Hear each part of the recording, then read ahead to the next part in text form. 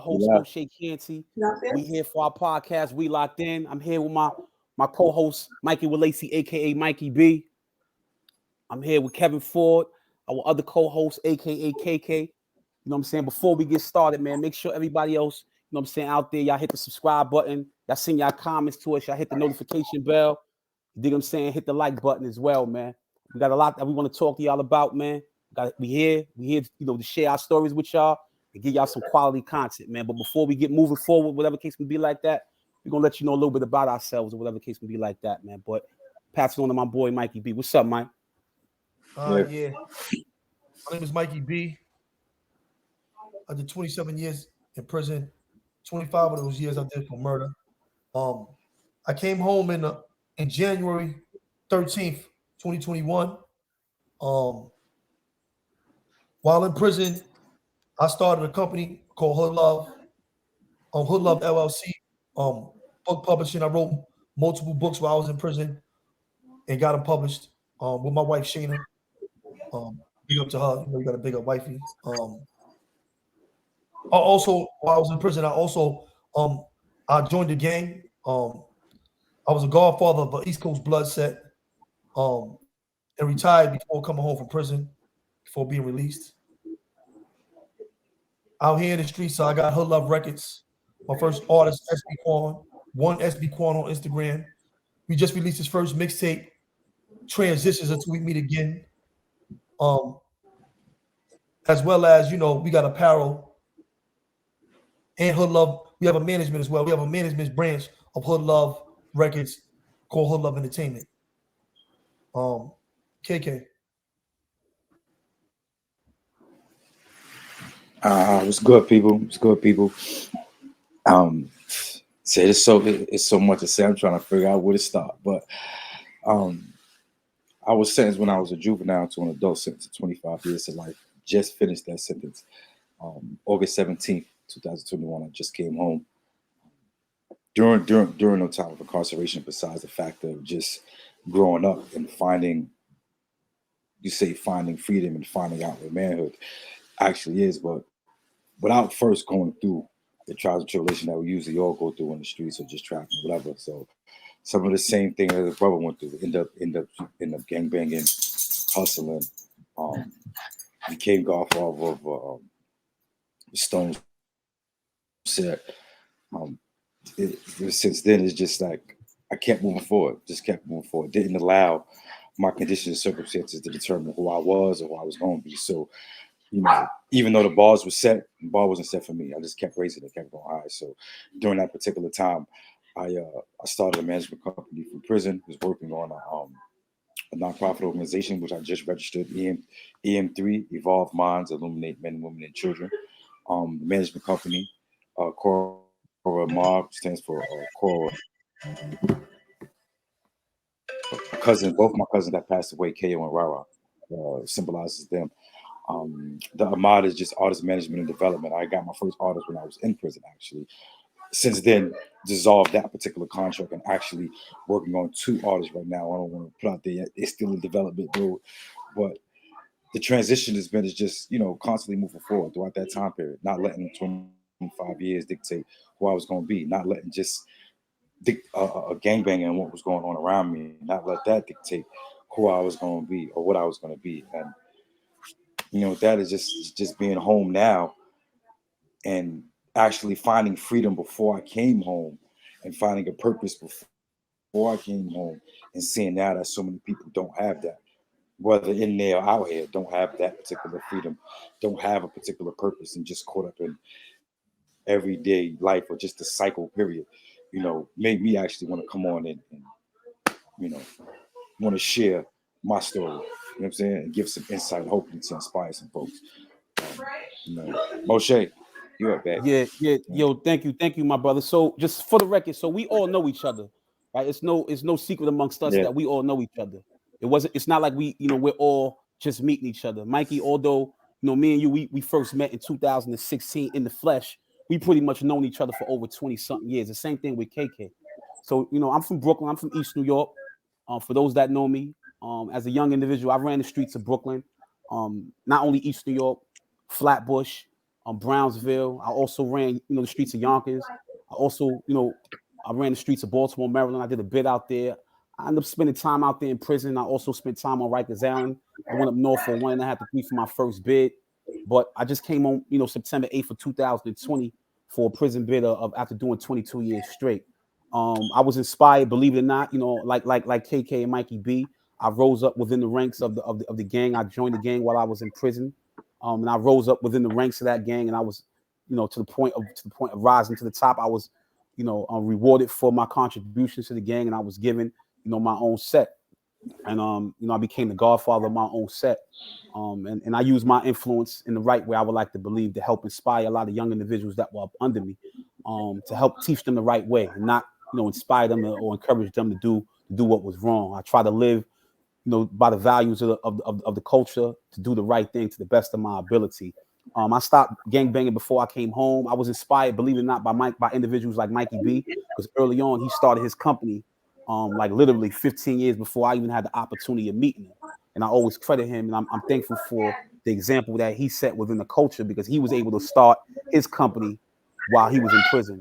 So when I was fortunate to begin, writing my business ideas down and whatever like that, it was during the time me and KK had an opportunity of meeting each other. So, me and KK, we sat on the musala, on the rug in the masjid, many a days, putting our ideas back and forth, sharing our ideas. I came up with the name Conscious Mind Ventures.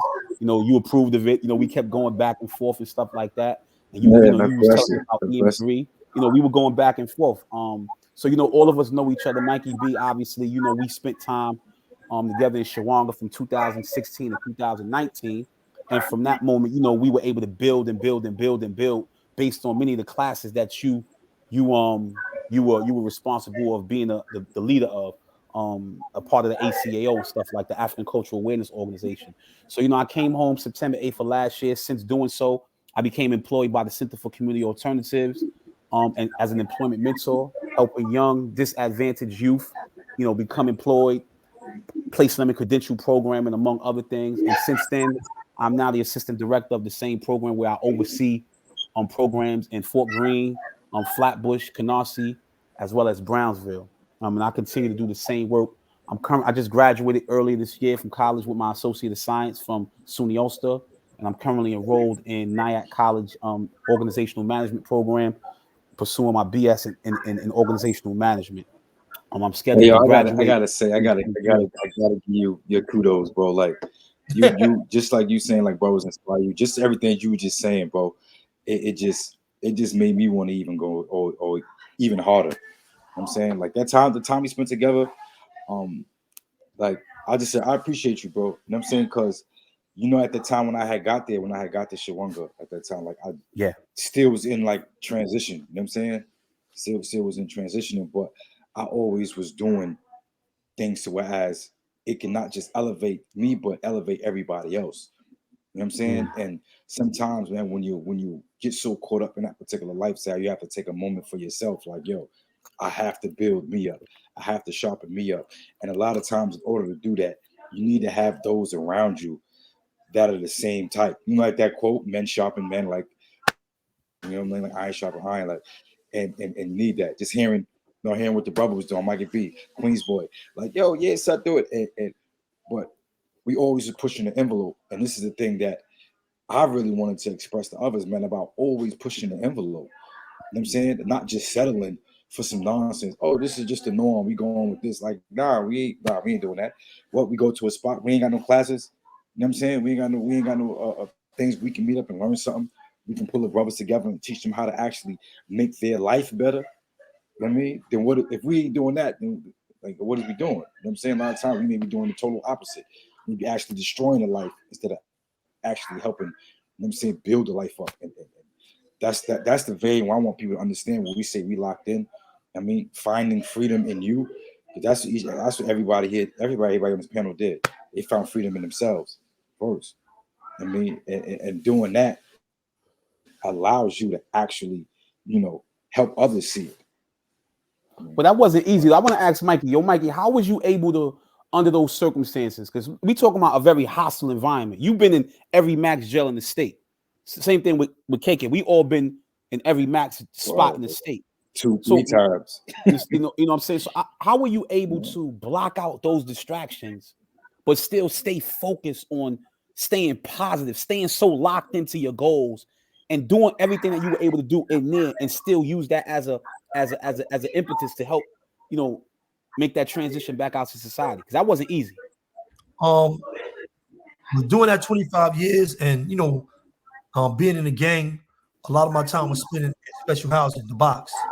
My first few years in the box like totally like crushed me. I was, you know, I was still, you know, floating, and I was getting educated. I was educating myself and working out and doing all the things that we do to stay sane while in prison.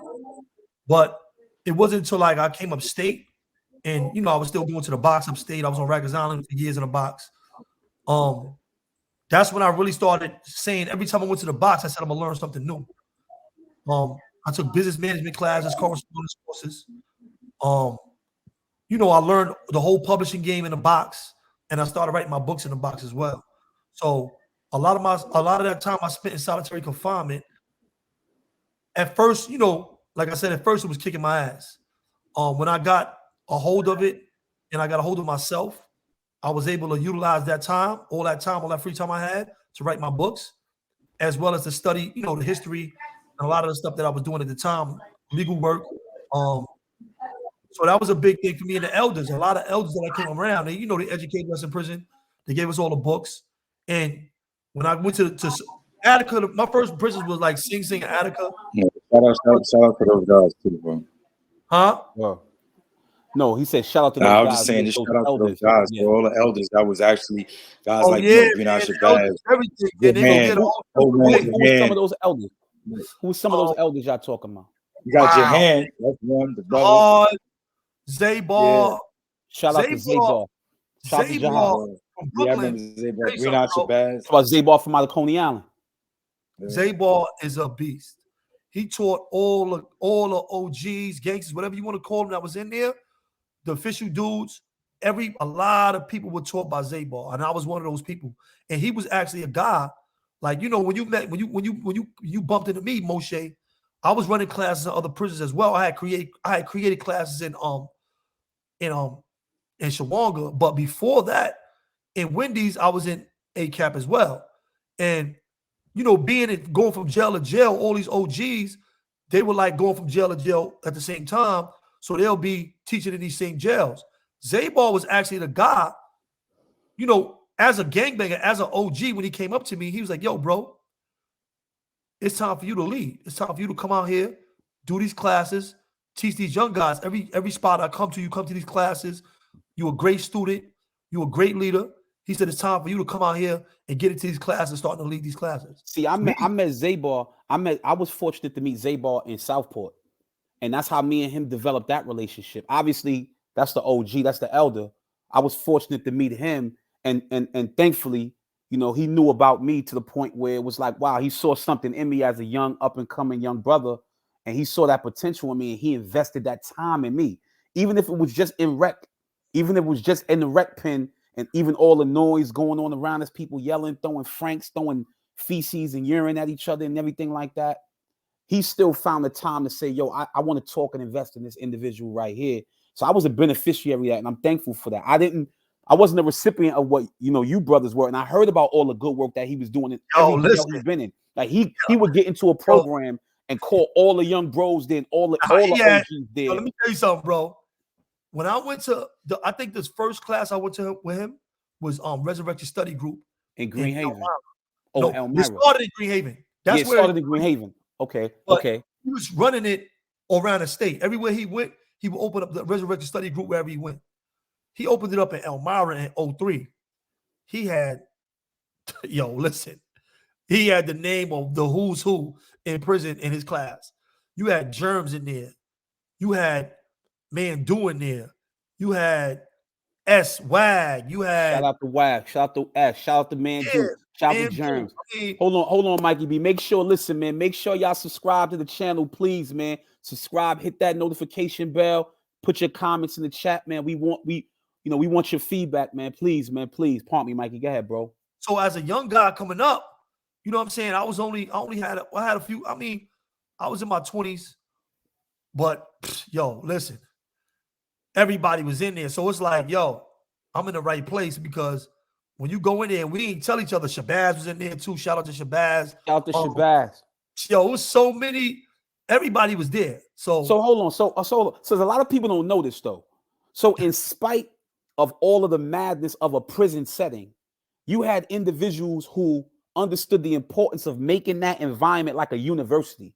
We're not just going to live in this violent environment where people getting clapped all over the place. It still was a place where you can kind of better yourself and learn everything you need to learn about culture, business, law, and all of these. I'm getting that from you, correct? Volunteer programs, voluntary. So this was nothing that the administration was making you do, correct? Nothing that was all voluntary. That was all voluntary classes. All the classes that we ran were voluntary. I mean, you know, we worked in some certain programs for the state as well, but them classes that Zabar did in the classes that we have done were all voluntary classes. Everybody that came to them, they came on their own will and they came on their own time. Yeah, I bear witness to that. I bear witness to that. KK trying to get back in. I bear witness to that. I mean, as soon as you hit the link, all you have to do is hit the link. I bear witness to that. So the thing with me was that, so because I spent so much time in the box, I wasn't able to benefit from those programs the way you were.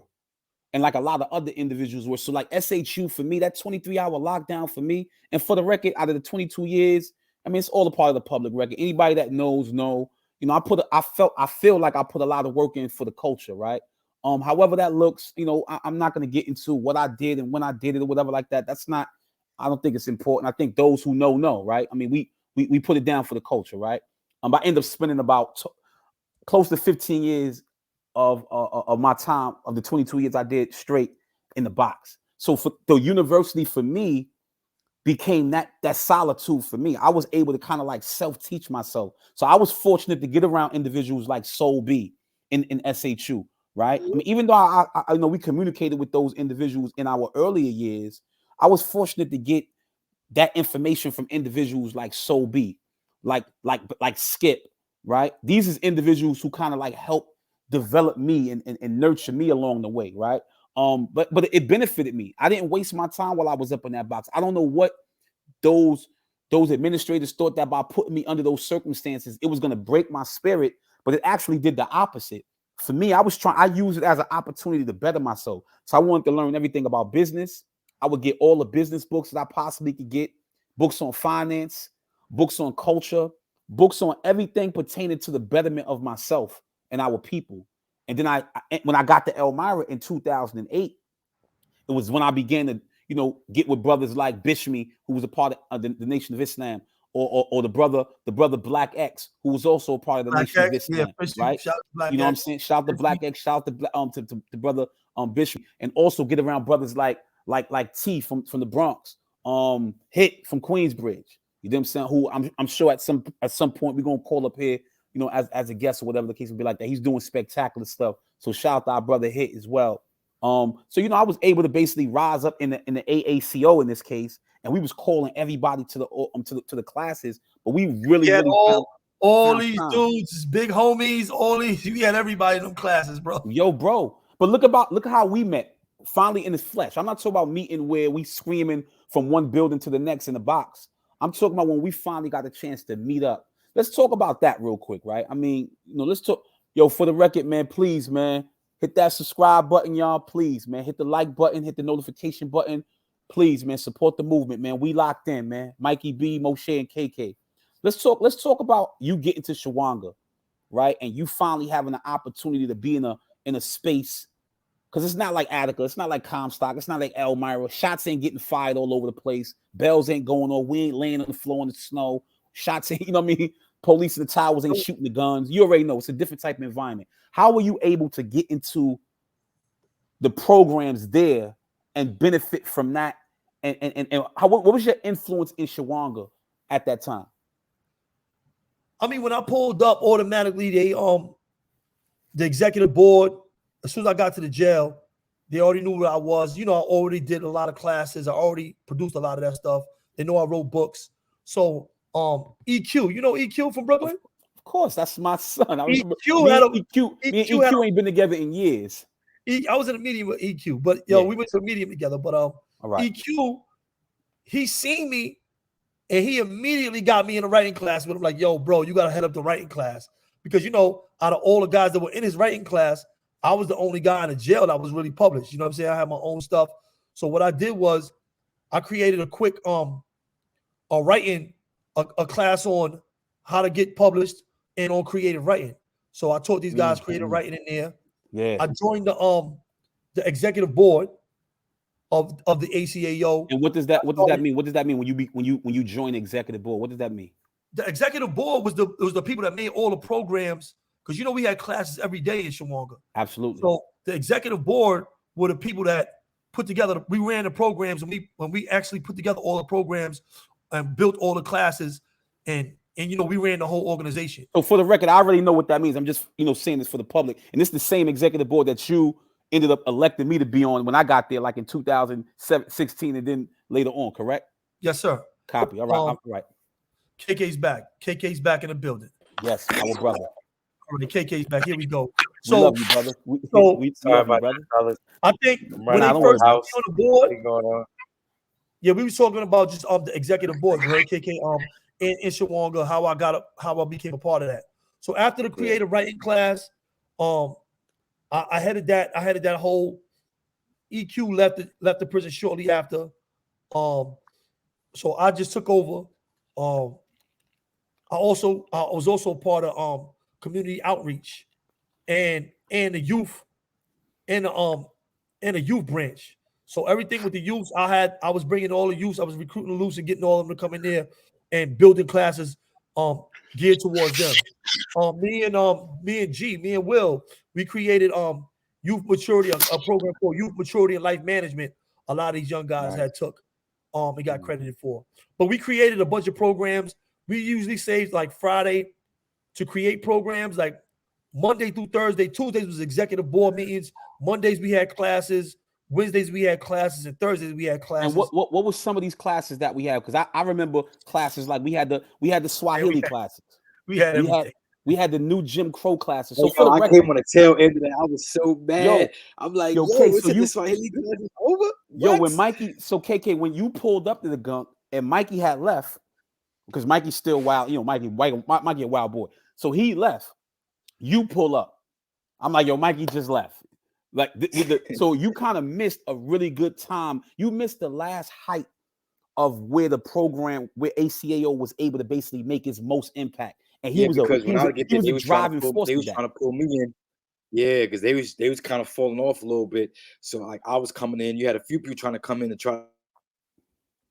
Like even the Lifers organization. Remember, they had started falling off too. WAG had took over the Lifers organization, right? Yeah, WAG had took over the WAG. But he kind of fell back and was focused on his court. He was focused on his case. His case. He had a big breakthrough with his case, so he was like really, really into that. So I think, matter of fact, the brother Anubis ended up coming into it. Anubis pulled up when you left. Yeah, Anubis pulled up. Yeah. Yo, I want to say this because, and I asked the question. So for the record, when I got there, we had the new Jim Crow classes. And for the record, anybody that knows what the new Jim Crow is, this is a book by Michelle Alexander, where she speaks about mass incarceration and her doing her due diligence in terms of the origins of mass incarceration. It tracing its origins back to the 13th Amendment of the United States Constitution. So what Mikey B and the executive board did, they had shout out to Mr. Jova, man. Jesus Jova, man. Shout out to our boy, man. Shout out to our boy. So, we were able to really put together a class. In this case, they were having classes where there was new Jim Crow study groups. So not only did we have the new Jim Crow study groups, we had the Swahili classes. We were teaching each other Swahili. You had individuals who were versed in Swahili. You had individuals who was teaching us the law classes. So you can go there and teach and learn how to file a 440. In fact, they were called, shout out to moms, they were called 440 classes. Yeah, moms put it in. Shout out to moms, bro. So you could definitely learn how to basically do your 440s there. In addition to that, you had Lil Will doing the family classes. All right, you had individuals. I was a part of that with Will too. You was a part of that, and remember, y'all gave me the green light. Y'all gave me and y'all allowed us to have a 10-week course in which y'all gave me the space to basically teach the change class, the creating a healthy atmosphere to nurture growth and empowerment, which was about changing the criminal mentality of the youth. So this is what I walked into when I got to Shawanga. I got there immediately, and it was like, yo, bro, we became so strong. I was like, yo, I'm not going nowhere. I'm sitting right here. So KK, I want to say to you that, listen, our listeners out there, make sure y'all hit the subscribe button. I apologize, man. Hit the likes, man. Listen, put the comments in. Listen, man, hit the notification bell so you can get these notifications about when we coming up with our next episodes and stuff like that. But let us know what y'all want to. Let us know what y'all want to hear. Let us